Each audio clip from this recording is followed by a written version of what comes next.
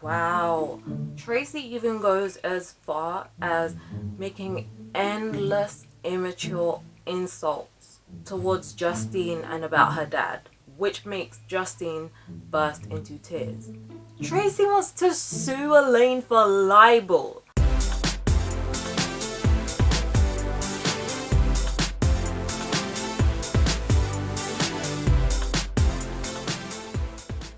Hey guys! I am Charlotte the Starlet. These are my girls, Angel and Glitter, and this is my little boy Seth. Today we're going to be reacting to the story of Tracy Beaker by Jacqueline Wilson. Now, since I am a mystery/thriller writer, I don't just react, I review. And the way I do it is simple. If I like something, I add a point, starting from last video's total. And if I don't, I take one off. Alright, let's jump in. Tracy came up with the dare game. Justine dared Tracy to go out in the garden completely naked, which she did. Now it's Justine's turn again. Tracy dared her to eat a worm, which apparently she did. Tracy made this kind of like skateboarding assault course, and she dared Justine to have a go at it. Then she dared Tracy to climb one of the trees in the garden, which Tracy tried to do, but she was interrupted by one of the care workers, Mike, who got a ladder and made her come back down. Just a heads up, if I don't seem as energetic or upbeat and a little bit quiet and tired, if I'm honest, I am a bit upset. Today I was meant to be going out on a kind of date. It was with a guy that I really like and wanted to impress, but he kind of stood me up. When he told me, I was already looking like this. You know, I was all dressed up, I had my hair done, makeup done, so I was fully prepared, and I can't lie, I'm still feeling upset about it now. I'll try not to let it affect my mood too much in this video. Anyway, that kinda happened in the book last time. Except it wasn't a date. Justine got stood up by her dad. So, that's actually kind of reassuring in a way. Funny how that works. Apparently Justine was talking about how good looking her dad is, how famous he is, nice he is, etc. Just like Tracy does with her mum all the time. That's exactly how she talks about her in this book. Oh, okay. Eventually, Justine's dad really did turn up on a different day. Oh, yikes. Apparently he is nothing like how Justine described. Turns out he's going bald, he's got a pot belly. Oh no. And he dresses in frilly shirts and flared trousers. It's not the 80s. Right, so Justine's dad took her out on some sort of outing, and when they got back, he got her that Mickey Mouse clock, which Tracy broke. It seems like Tracy's jealous. After Justine got back from going out with her dad, it says that Tracy felt really peeved at her for a reason she couldn't quite put her finger on. Tracy even admits that she has no problem when Justine doesn't get a visit and a day out, but when she does, it makes Tracy hate her. Wow. Tracy even goes as far as making endless immature insults towards Justine and about her dad, which makes Justine burst into tears. And for some reason, that surprises Tracy. Like, seriously? First of all, Tracy, that was uncalled for. Second, if you're gonna mention her dad, it's gonna be a sore subject considering y'all are in a foster home. Like, oh my days, Tracy gets so miffed as well if you dare mention her mum or say anything bad about her mum. Yet it's okay for her to do that to other kids. And come on, it's not like Tracy doesn't know any better. She's 10 years old. She knows damn well what she's doing. Ooh. So, when the other kids start learning what Tracy did to Justine, they start turning against her, which again shocks the heck out of Tracy. And what hurt her most was that her former best friend Louise turned on Tracy. Now she sides with Justine. Karma. Damn. Louise even calls Tracy out. She tells her to her face she's just jealous, which of course Tracy denies, but it's the truth.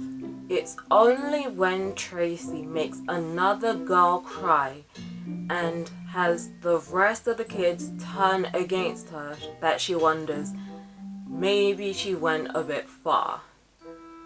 Man, and this isn't even some petty little thing that only lasts a day. The following day, at breakfast, Tracy wants to attempt to make things better and smooth things over with Justine and Louise, but it's too late. No one sits with her at breakfast. Oh, okay, there is one person who's willing to give Tracy the time of day. Peter, aka Tracy's least favorite kid in the care home. Like, he's honestly a bit attached to Tracy, but the feeling ain't mutual, you know. He likes Tracy more than Tracy likes him. She finds him more of an annoyance than a friend. But since everyone else is pretty much ignoring her, she welcomes his company. When Tracy shuts herself away in her room, Peter knocks on her door and asks if she would play with him. But even though she's lonely, she tells him that she's busy writing, even though she'd already done so much writing that her whole arm was hurting. Oh my god, do you know what Tracy says? When she writes about her arm hurting, she says, "Oh, how we writers suffer for our art."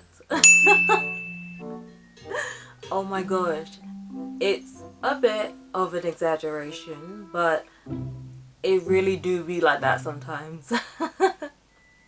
Wait, what? When Tracy asks Peter what kind of games he wants to play, he says paper games. What the heck are those? Oh, he means pen and paper games, like noughts and crosses and hangman, you know? No, I don't know if Peter's too young or if he's just a bit slow, because Tracy sarcastically says, "Ooh, noughts and crosses, how thrilling." And Peter's just like, "I love noughts and crosses too." Oh my days. Aww. Tracy and Peter play a few rounds of hangman and noughts and crosses on this piece of paper that Peter brought, and right at the bottom of it is this little note from Peter that says, "I don't half like you, Tracy." Basically that means he really likes her. Not only does she get that little note from Peter, but it turns out that Tracy also has an actual legit letter. It's addressed to Miss Tracy Beaker as well. Who's it from? Right, so this letter gets Tracy set off on a whole nother tangent about letters in general. Apparently Tracy doesn't get many letters directly to her, but she does have a lot of letters written about her, you know, because she's such a problematic kid and everything. She talks about how her social worker, Elaine the Pain, has all sorts of letters stashed away in some folder about her. which Tracy has snuck through, naturally. Aww. Apparently these letters say all sorts of mean and horrible things about Tracy. Oh my days. Do you know what Tracy just said? Tracy wants to sue Elaine for libel. Bruh, she's even daydreaming about getting awarded all sorts of damages and what she'd do with thousands and thousands of pounds. Oh my days. One of the first things she'll do when she gets her money is be like to Justine and Louise, which is pretty much equivalent to just sticking out your tongue.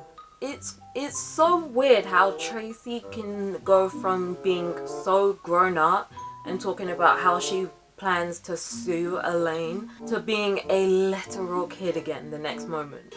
It's such a weird juxtaposition. Oh my god. After that, she says that she plans to employ someone to foster her. Imagine hiring yourself some parents. She says she's gonna make these foster parents bake her a birthday cake every day, all for her, every single day of the week. But then what would you do for your actual birthday? Hold up, what? It's just occurring to me now that Tracy may be a little crazy. Because while she's daydreaming about all of this stuff, she was just sat there with Peter with her eyes closed tight as she daydreamed about all this. And then while she's having her fun in her head, Peter asks if she's okay, you know, because she's just sitting there, eyes closed, doing nothing. Which snaps Tracy out of that. And you know what she says?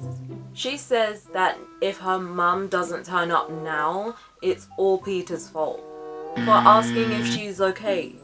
She must have done all kinds of mental gymnastics to jump to that conclusion. Man, can't believe she's actually projecting that onto him.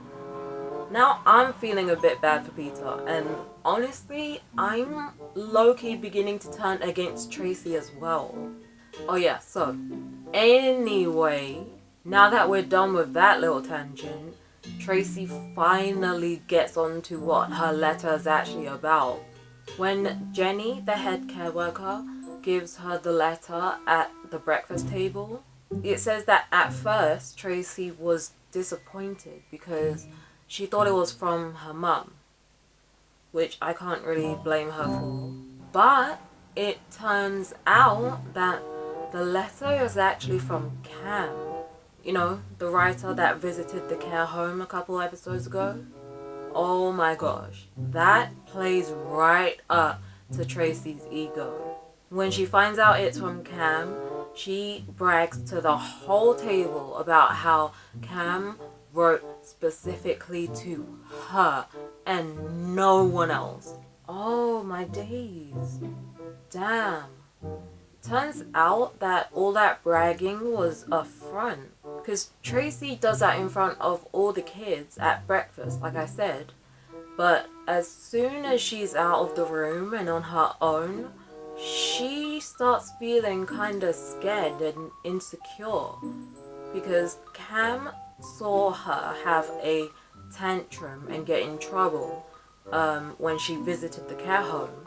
And Tracy's worried that Cam thinks she's just a spoiled little brat or a bit of a loony, you know? Wow.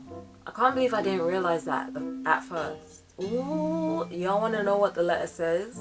Okay, here we go.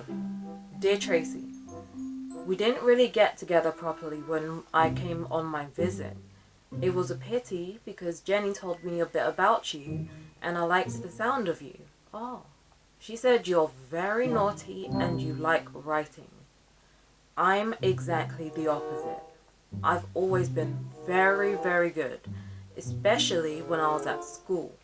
You wouldn't half have teased me. I'm not quite so good now, thank goodness. And I hate writing because it's what I do for a living. And Every day I get up from my cornflakes and go and sit at my typewriter, and my hands clench into fists and I go cross-eyed staring at the blank paper. And I think, what a stupid way to earn a living. Why don't I do something else? Only I'm useless at everything else, so I just have to carry on with my writing. Are you carrying on with your writing? You're telling your own story? An actual autobiography?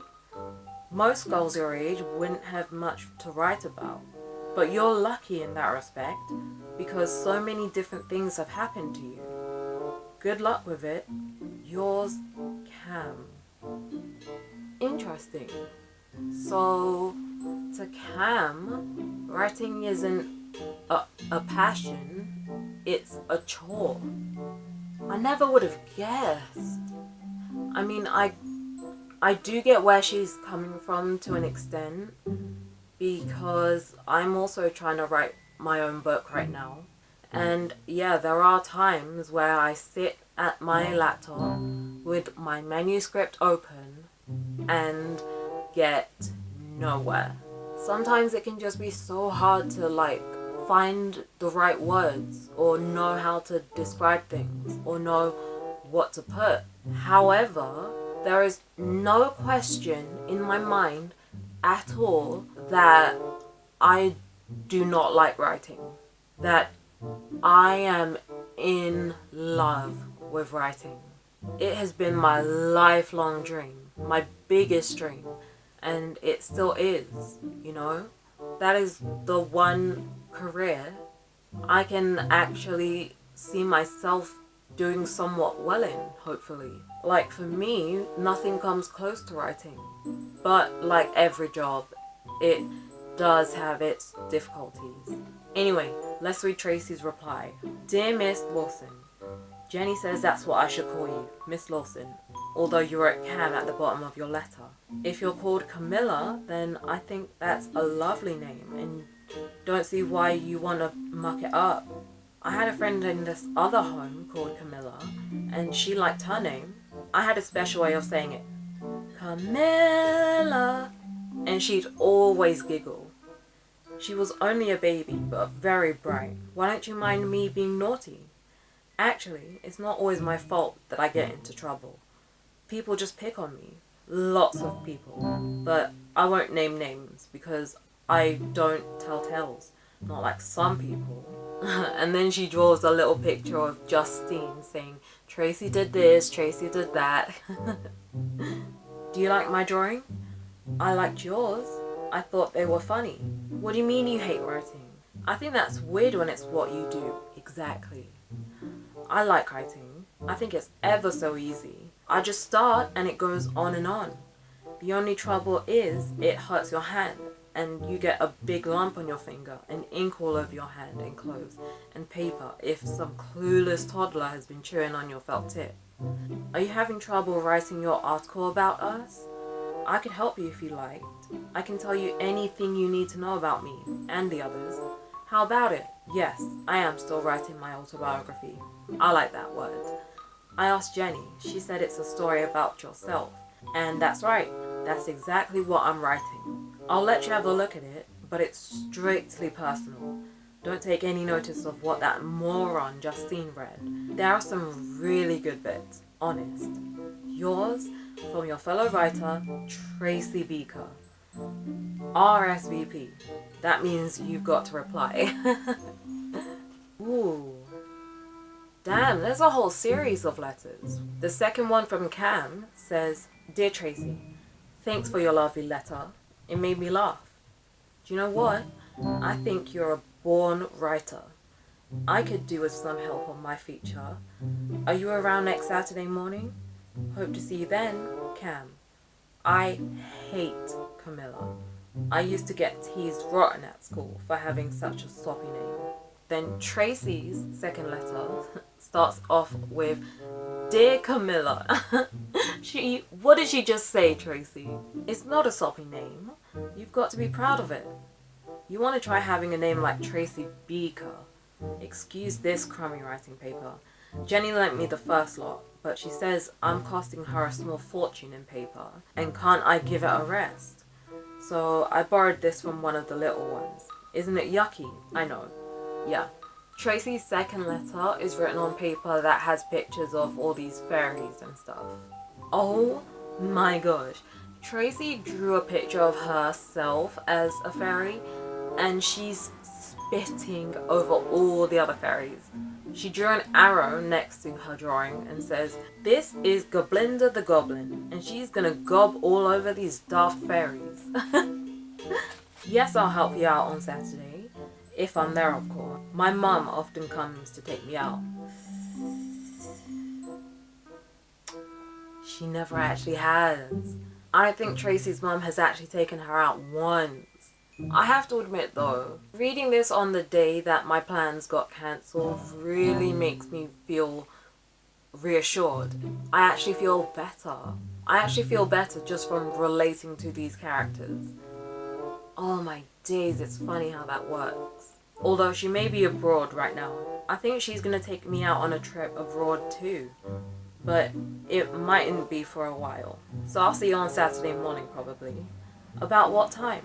We have breakfast at 8:30 on Saturdays, and I always eat quickly, so how about 8:35? Yours from your fellow, hang on, I'm not a fellow. Yours from another lady writer, Tracy. RSVP, so that I know what time to start waiting. And then Cam's next letter says, "Dear sister writer, see you Saturday morning. 8:35, impossible. I look like this at 8:35.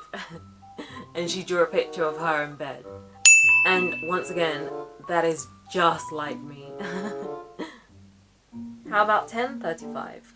Cam. Sorry, Camilla. Ugh. P.S. I love Goblinda.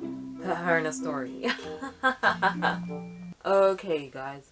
That is where I'm leaving it for this episode. I hope you guys enjoyed this video. If you did, make sure to give that like button and the notification bell a little kiss. And subscribe to become a starlet. Don't forget to follow me on Snapchat, Twitter, Instagram and Tumblr. And if you have read something that has just left you shook, beyond your pair, let me know in the comments. I'll see you guys later. Bye!